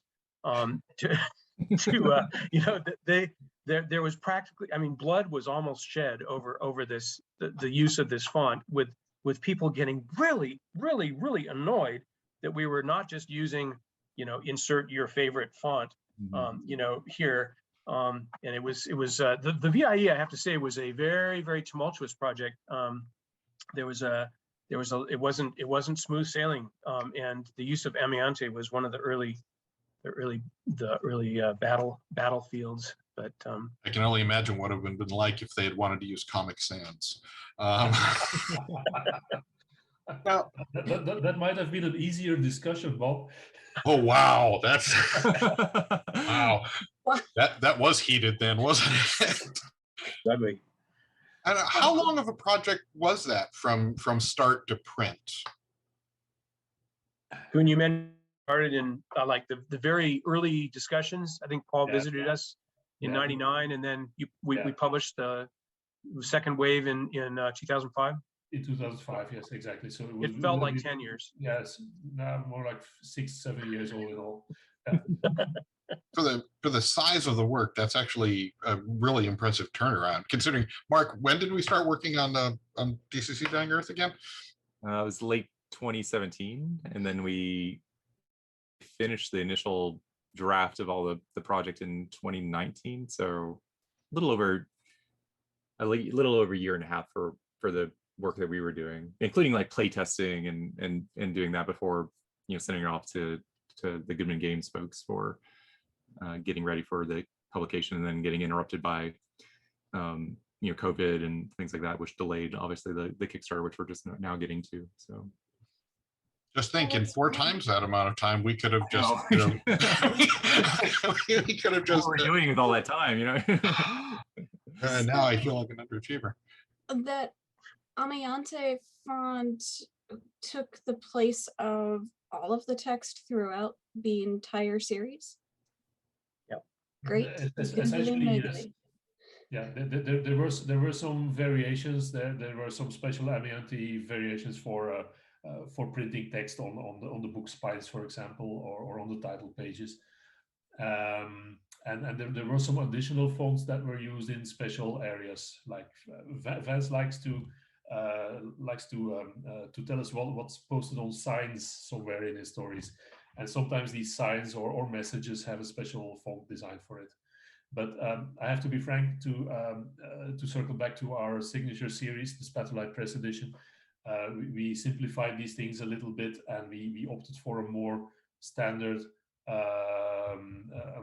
set of fonts, basically settling down on one called Arno Pro, which we thought exhibits a lot of the good characteristics that we want to see in a font. Just to give you one single example, you have commas in a text, and there's also apostrophes. And one thing that I particularly do not like is that the commas and the apostrophes are identical, because then you could have a sentence with a comma in it, and on the line below there would be an apostrophe, and it would sort of look the same. I find that jarring.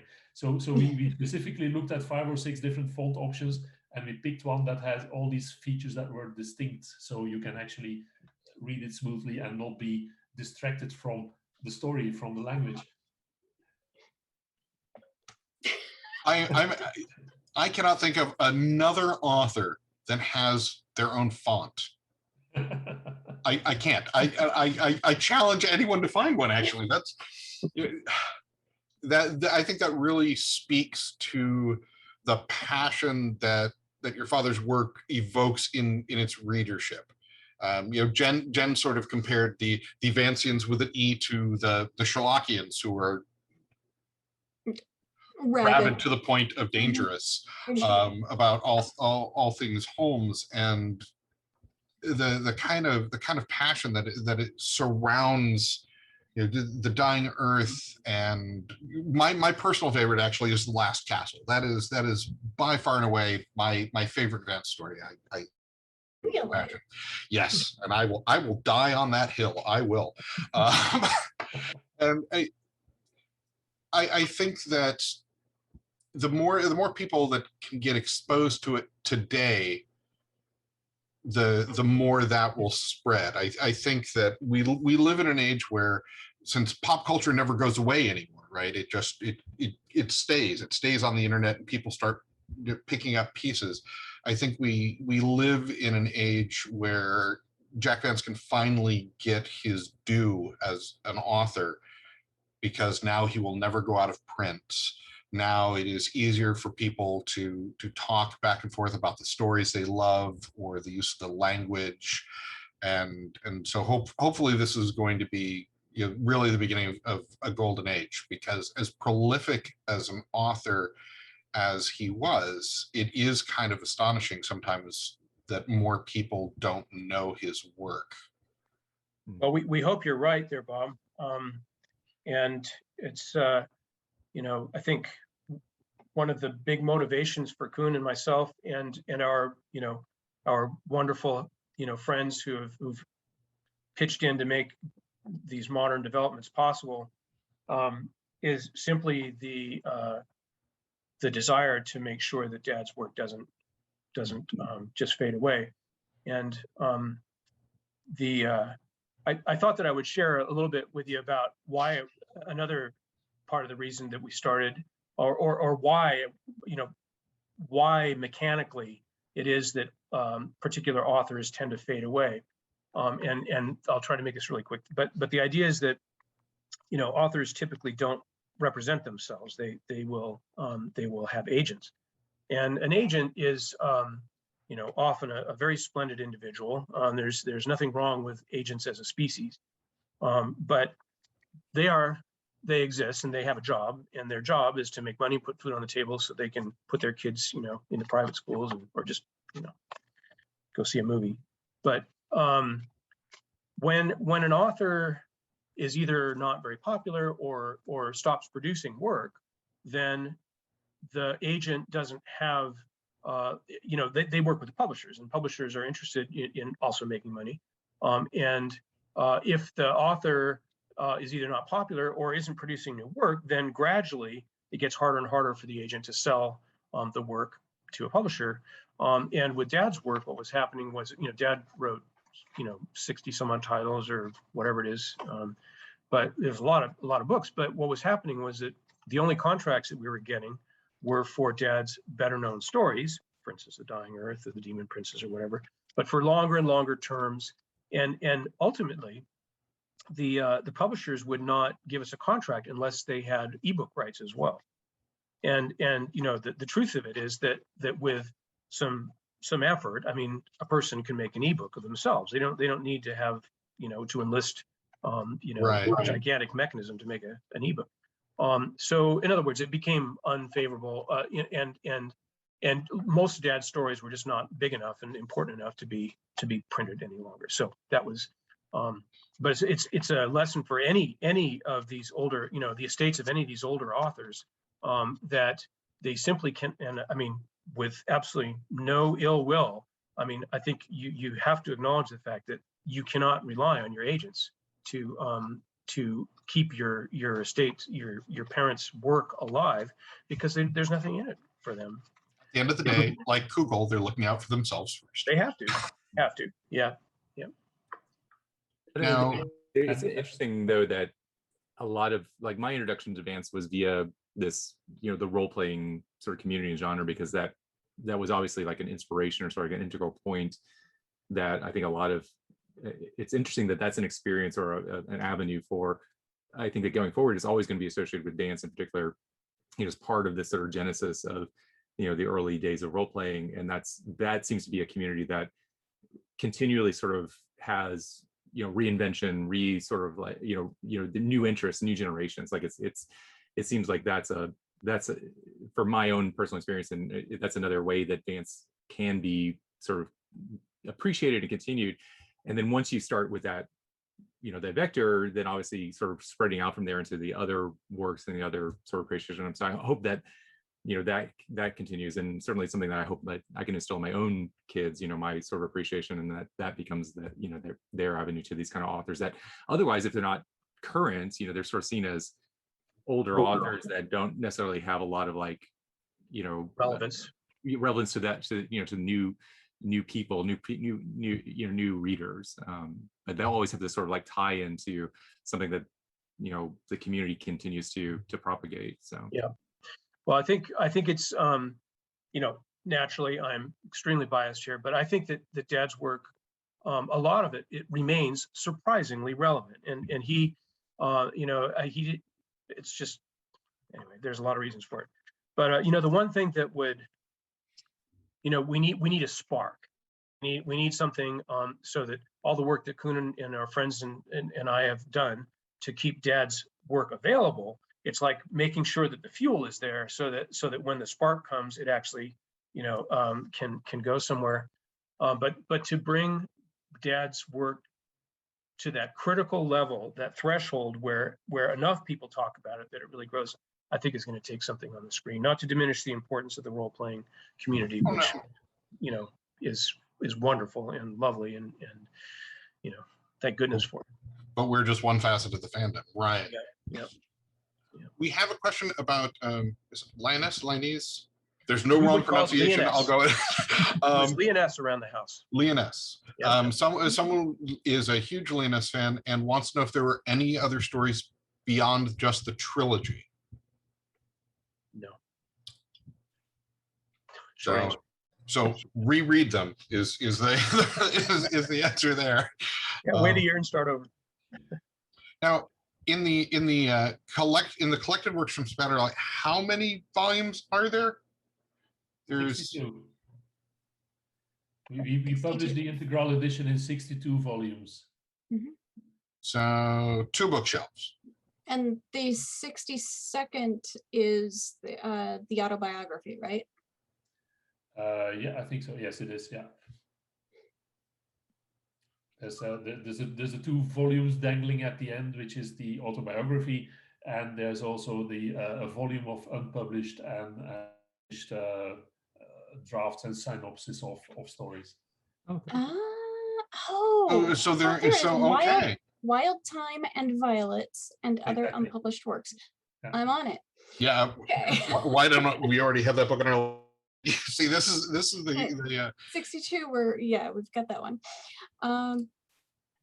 Real quick, I was wondering, John, how did your father feel about being included in Appendix N? Or in Was he aware? in the list of, you know, these are the masters who influenced the very first role-playing game that spawned its own movement? Well, I'm not sure he was even aware, to be perfectly honest with you. I mean, he did pass away in 2013, and you know, I know there was quite a bit of stuff happening before that. I think he was aware that you know, obviously, I mean, Gygax was a name around here for a while that kind of floated around, you know, early on, and I think we have at least one piece of correspondence with Gary from back then. But I think, I don't know, Dad was just occupied with a lot of other things, Jen. I'm not sure that he really knew, to be honest. So you had no personal relationship to RPGs or anything in the role-playing industry at that point? I feel really guilty saying the answer. No, don't. Not at all. No. I think the purpose behind projects like this is to kind of blend the Venn diagrams. Mhm. And, you know, as you know, from this Kickstarter, we have a lot of people saying, oh, I haven't actually read Dying Earth yet. And, you know, honestly, before this project, I hadn't dug my feet too deeply into it either. We've also got fans of the Dying Earth that say, okay, I'll give this game a try, and we'll see if it does Vance justice. And Yeah, I mean, you know, role playing fandom is just one facet of fandom, but yeah, it's, you know, the name Jack Vance is mentioned almost from the very beginning of what has become, right, just a massive entertainment movement in a number of mediums. And I think that's really important for people to remember. It's how key and what a cornerstone Jack Vance's work has been to what has grown. Mhm. Because you could certainly see his influence in the works of other authors even today. Yeah, Yes. Jen, I was triggered by your mentioning of blending the Venn diagrams earlier. It is something that we see out there. We have recently entered agreements with 2 publishers in South America, one in Brazil and one in Argentina. Sorry, no, not Argentina. John, how do you pronounce that? Chile? Chile. Yeah, exactly. So 2 publishers down there who are actually RPG publishers who wanted to release the books actually for their readership. So this is in the works as we speak. Was in Brazil, was it no, do you know, was it Sagan Editoria by any chance? No, it was not. No. Or yeah.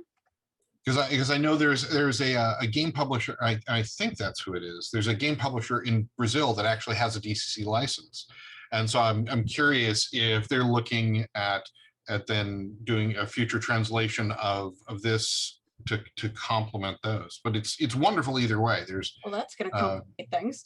well, you know, and I've been talking to a number of people from the Brazilian DCC community, because you can in the internet age, and a lot of them are either unfamiliar or just starting to become familiar. So being able to actually lay hands on those works eventually is going to be wonderful, I think. Yeah. I'm sorry, but I don't remember the name of the publisher off the top of my head, but I know that the first book should be coming out shortly. So the original Dying Earth, also known as, in our edition, Missouri and the Magician, is coming out in Portuguese in Brazil soon. That's fantastic. I'm going to happily let those Brazilian gamers know that. That's going to be really nice for them. Now, I know we've taken a lot of your time, and I know it's starting to get late over there. It's You doing good? I want to make sure you're still okay, because it's what, almost 11 there now? Well, no, almost 10 o'clock. Oh. It's getting slightly dark outside, but hey, it's football night, and I don't care about football, so I'm here. wow. Let's see here. I want to see if we've got any other questions that have come up. And actually, while I'm doing that, John, I know that you've had a chance to look over the DCC RPG material for Dying Earth. How involved? Because as one of the writers of the project, I don't know how involved how's the estate been in that process. Is it just a case of you look over the manuscripts for approval? What is that process been? Or is it a trade secret? No, it's not a trade secret. Really, I think that we are, gathering a sense more of what the big picture is on the on the game and on the book, and not so much reading a lot. I mean, poking in here and there and checking it out and enjoying it, and enjoying the artwork. But we haven't really been involved beyond that. I have to add that certainly on my side, there's been a lot of oohing and eyeing when I saw your draft of the book on Vancian with an I magic, because when you read these stories, there's mention of all these magicians and these spells from time to time, but you don't get the big picture, and the way you guys have taken all that stuff apart and poured it into an understandable mechanism. It makes total sense to me, but I had to see it in your manual first before I got the picture. So you guys really did a great job at that. Thank you. Well, and I've just been oohing and ahhing a lot over the cover art. So, because Fun. It is fun to see all the different or artistic interpretations over the years, not just with what we're publishing, but just going back to the original pulp, short trades and in those covers, and just seeing the different interpretations, especially across languages, where there's been a lot of, again, sort of inspiring passion. So not just, it's fun to kind of peruse that and kind of go, and I wonder if there'll ever be sort of like a collection, like an integral collection of art, similar to the text itself. But are there favorite cover artists from the past, from the Vance works?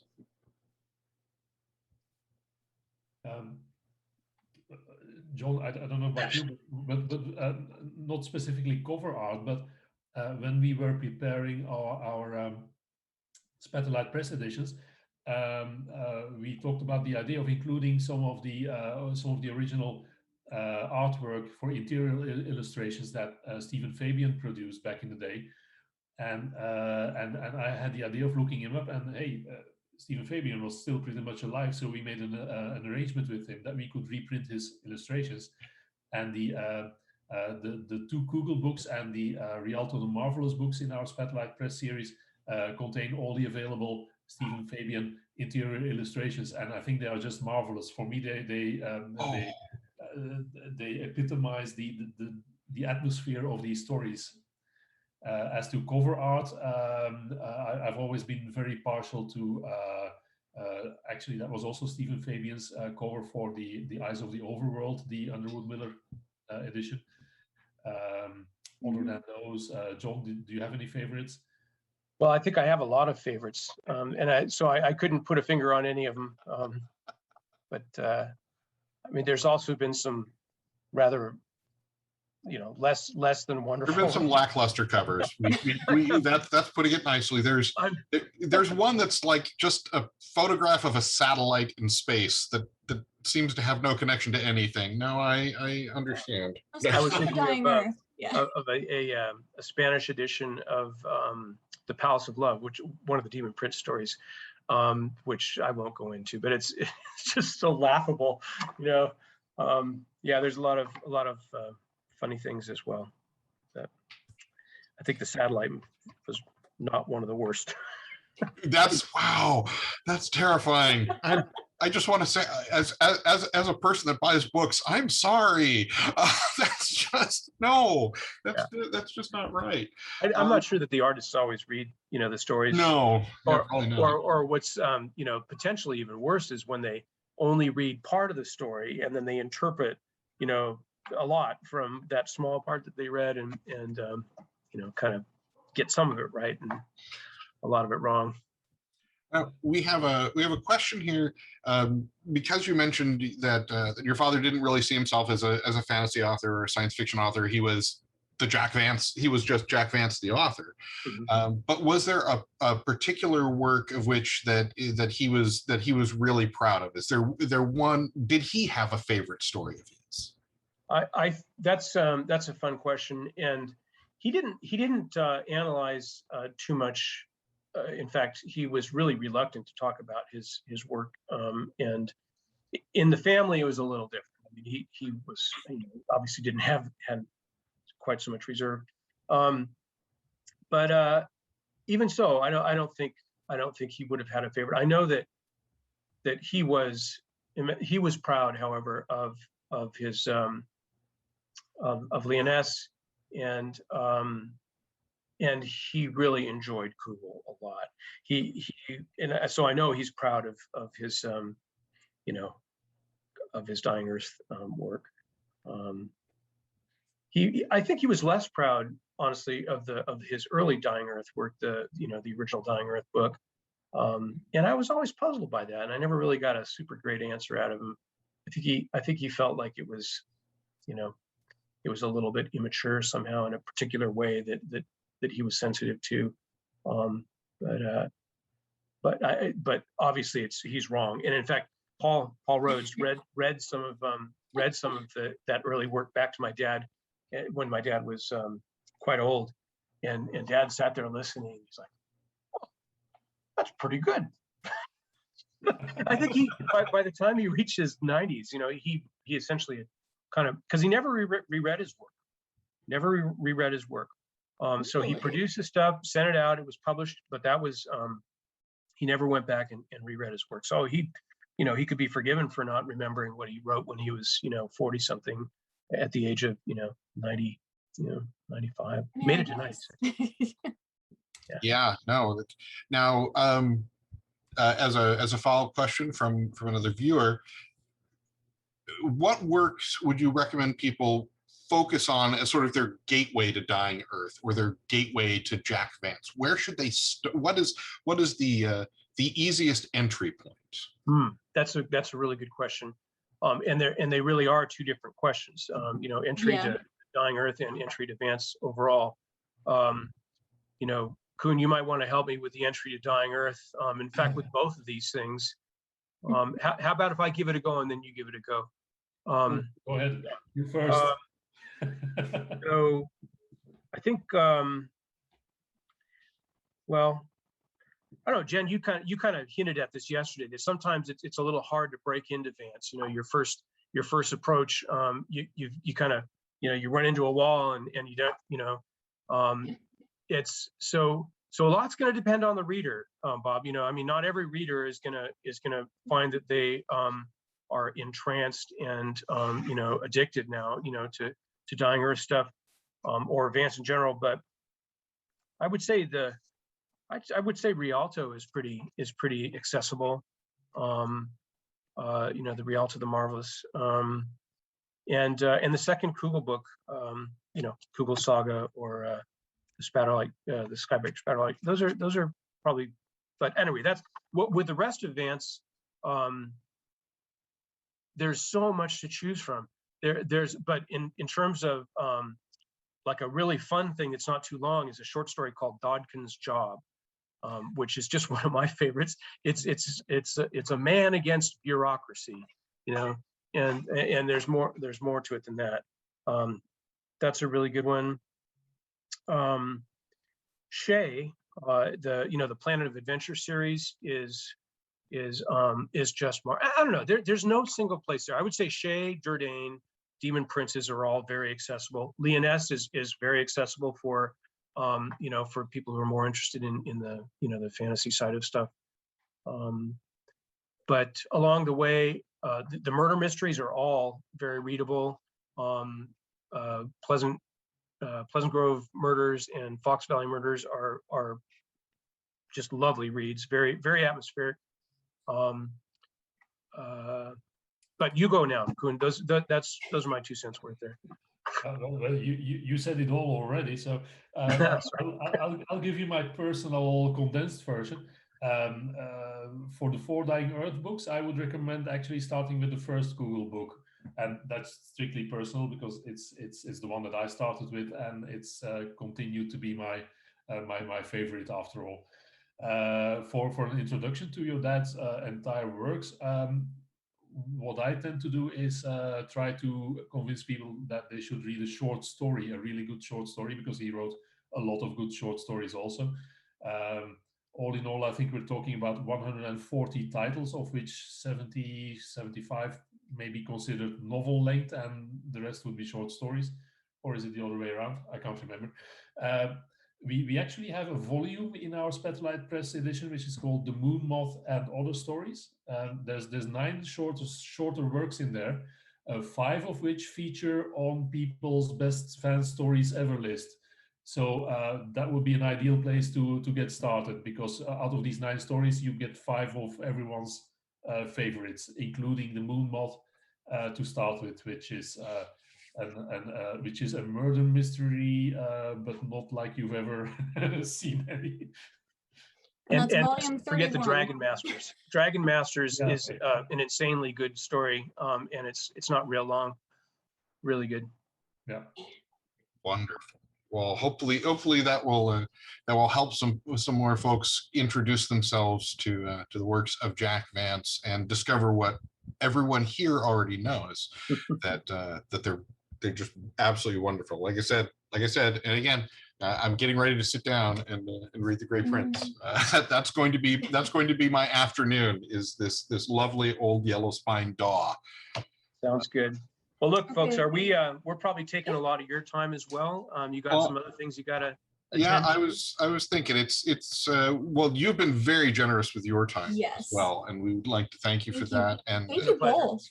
yes, it has been an absolute pleasure. One, just meeting you and getting to know you. And Jen apparently has a question. I have one last pronunciation question. Is it Tissace or Sais? Oh, well, that's Dying Earth a Book 3. that's a great question. I would say it's Sace, Tissace, and Sane. But your mileage may vary, and either one of them are lovely. You're so incredibly helpful. Pronunciations in the writings of Jack Vance are just as open and welcoming as the stories themselves. Ooh, nice, nice. All right, I'll shut that. Jen, if I can put in a final word, you asked at the beginning how many languages have these books been translated. Yes. I did have a peek into our contracts database. Dying Earth has been published in 16 languages so far. And as I said before, there will be 2 added, so that it's going to be 18 too. Wow. That's absolutely wonderful. And what is the Spatterlight website again for folks that are looking for fan materials and books? It's just www.jackvance.com. That's for the ebooks, and then the other website is www.amazon. Yeah. Well, actually, on the jackvance.com site, there's a link to a detail page for our 62-volume Spatterlight Press signature edition, which contains all the VIE editions of the text. And since we do print on demand, they are actually also providing links to the different Amazon sites where these books are actually available. It's the way it is. We looked at different possibilities for doing print on demand, and as I said before, John has a full-time job, so have I. We cannot do stock keeping and mailing copies, etc. So this is the way we need to work so far, and the books are actually fairly good quality, if you ask me. One thing to bear in mind, if you're looking for Dying Earth stories, is you may need to buy them from the UK or out of the EU. Yes. So yeah, take note. If you just go to Amazon.com, you may not find all the Dying Earth stories there. You got to go to .co.uk. Oh my goodness. Yes, you have links for UK, Canada. Is that, I'm not sure what .de is. Germany. Oh, wow. Germany, right? Germany, Spain, France, Italy. Yeah. I'm sure, and I'm lot. sure that has to do with existing publishing contracts. Yes, Exactly. yeah, that's correct. Yeah, Tor has rights to the Dying Earth in the United States. Well, For the that's legal not term of complicated at copyright. all. No, not at all. Well, thank you again, gentlemen. This has been an absolute privilege and a delight. And I'd like to thank everyone that was in the live stream chat with their questions. And Yes. Jen, And any last words? I'm just gonna be over here drooling again. It's fine. Move on. Mark? And just really thank you, echoing what Bob said. It's been a privilege to meet you and to, you know, hopefully share some of your father's works with our community in a way that, you know, that gets them interested in reading the actual books and exploring more about Jack Vance.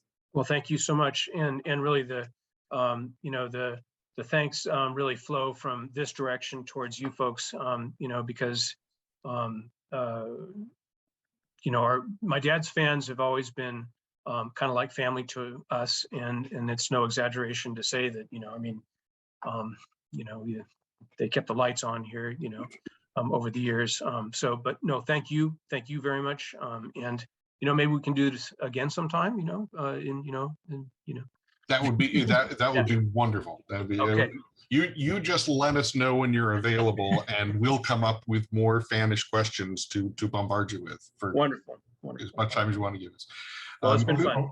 From my side also, thanks for having us here. It's been a fun chat, and well, I hope all your readers, listeners had a good time, and I really look forward to seeing the final copies of those books you're producing, because as I said, the Fantasy and Magic book is really quite something, and I'm sure that the others will also be up to par. Thank you very much, and to our listeners, I hope that you have found this as inspirational as I have. Have a good day.